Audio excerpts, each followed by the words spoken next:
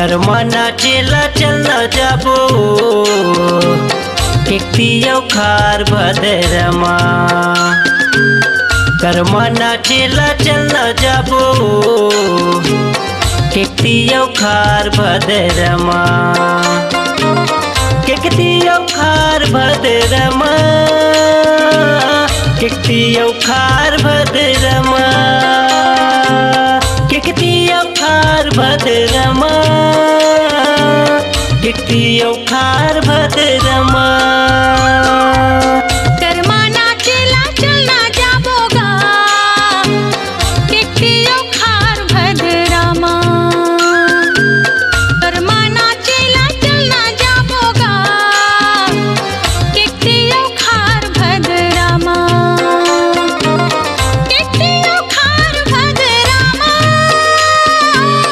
केकतियौ खार भद्रमा, केकतियौ खार भद्रमा, केकतियौ खार भद्रमा। कर्मना चेला चलना जाबो केकतियौ खार भद्रमा। कर्मना चेला चलना जाबोगा केकतियौ खार भद्रमा।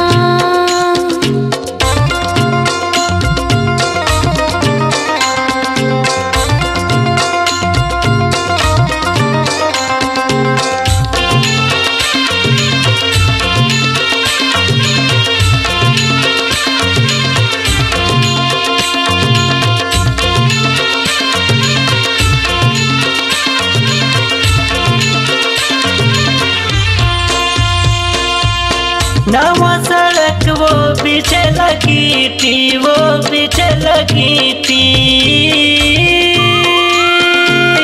नवा सड़क वो पीछे लगी थी, वो पीछे लगी थी। माया रही तब जे मैं चिट्ठी, वो बेजे मैं चिट्ठी। कर्मना चेला चलना जाबो केकतियौ खार भद्रमा।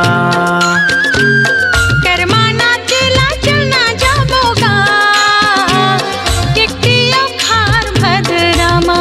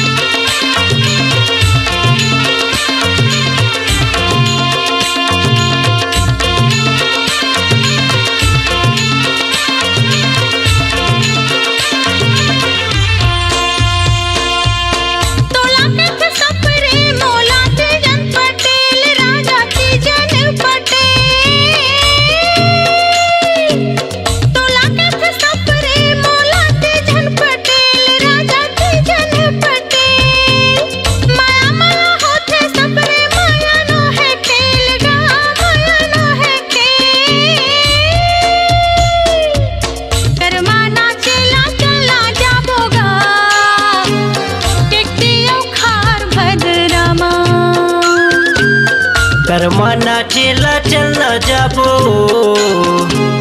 केकतियौ खार भद्रमा।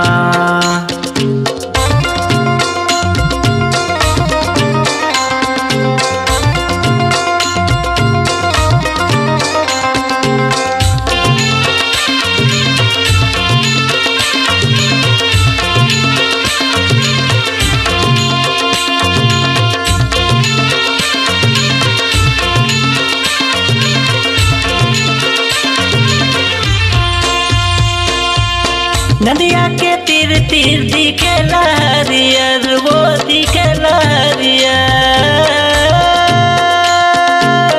नदिया के तीर तीर दिखे लहरियर, वो दिखे लहरियर। माया रही ताया ए मोर गाँव, वो आए मोर गाँव। कर्मना चेला चलना जाबो केकतियौ खार भद्रमा। कर्मना चेला चलना जाबोगा केकतियौ खार भद्रमा।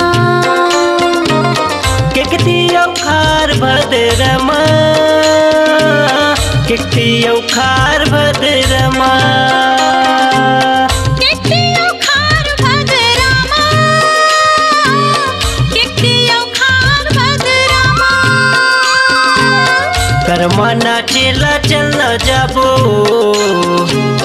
पेड़ियो खार भद्रमा कर्मा नाचेला चलना जाबोगा कितियो खार भद्रमा कुआयो खार भद्रमा कितियो खार भद्रमा पेड़ियो खार भद्रमा कितियो खार भद्रमा। अपनी आवाज को दीजिए एक नया मुकाम। डिजिटल रिकॉर्डिंग की दुनिया का जाना पहचाना नाम स्वरांजलि, जहां गूंजती हैं ध्वनियां अपनी माटी की सौंधी सुगंध के साथ। छत्तीसगढ़ी संगीत के विविध रंग जो पहुंचाते हैं पूरे प्रदेश में डिजिटल रिकॉर्डिंग के संग। स्वरांजलि स्टूडियो, नेमीचंद गली नंबर 2, गंजपारा, रायपुर।